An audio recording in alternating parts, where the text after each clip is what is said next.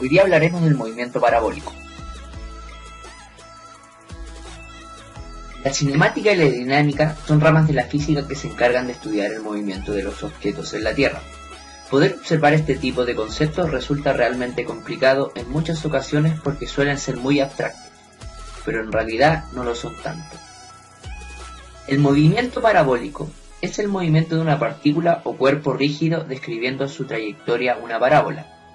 Por ejemplo, el balón de fútbol que es pateado por un jugador, o el de un cañón lanzando una bola.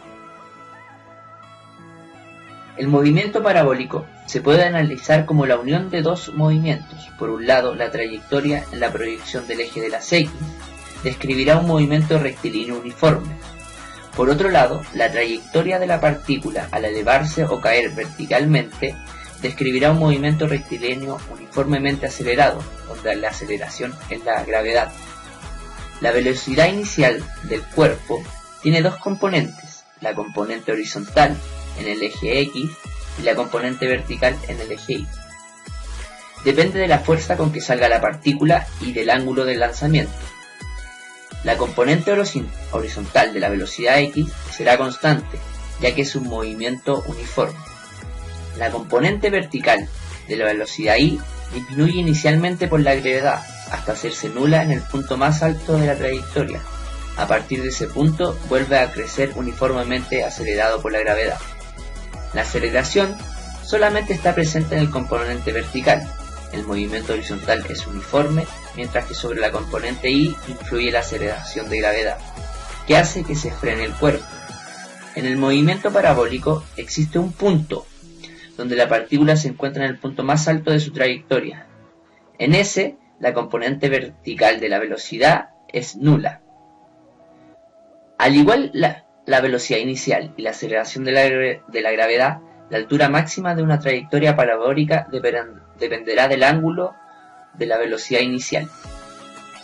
La partícula o cuerpo llegará a su alcance horizontal máximo cuando caiga al suelo, es decir, cuando Y sea 0.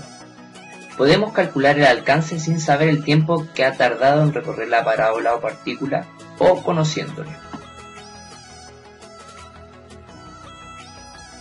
Para hacernos una idea visual de los dos componentes del movimiento parabólico, imaginémonos un lanzamiento de peso de atletismo.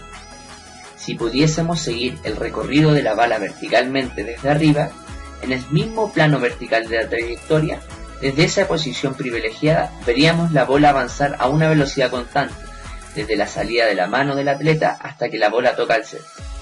Apreciaríamos un movimiento rectilíneo uniforme. Pero, si nos pudiésemos situar sobre el césped, detrás de donde se ubican los jueces, y que estuviésemos también justo en el plano vertical de la trayectoria, nos daría la impresión de que la bala sube y baja como si se tratase de un lanzamiento vertical hacia arriba.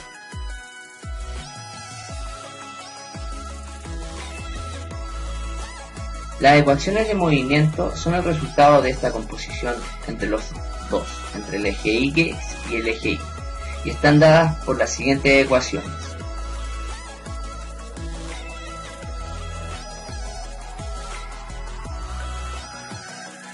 En esta instancia analizaremos las variables involucradas respecto a este movimiento. Un cañón a una altura de 2 metros, con un ángulo de inclinación de 45 grados, lanzará una bala con una velocidad inicial de 15 metros partido en segundo. El análisis del vector total de la velocidad vendrá dado por el siguiente movimiento. Como notaremos a continuación, en el análisis vectorial de las componentes de la velocidad inicial, va a venir dado por el siguiente fenómeno. Como ven, notarán que la velocidad en el eje Y va disminuyendo y la velocidad en el eje X se mantiene constante. Ahora notaremos el porqué, ya que existe la aceleración de gravedad, que es la que va disminuyendo la velocidad en el eje Y. Y como notaremos, es la que hace que llegue el objeto al suelo.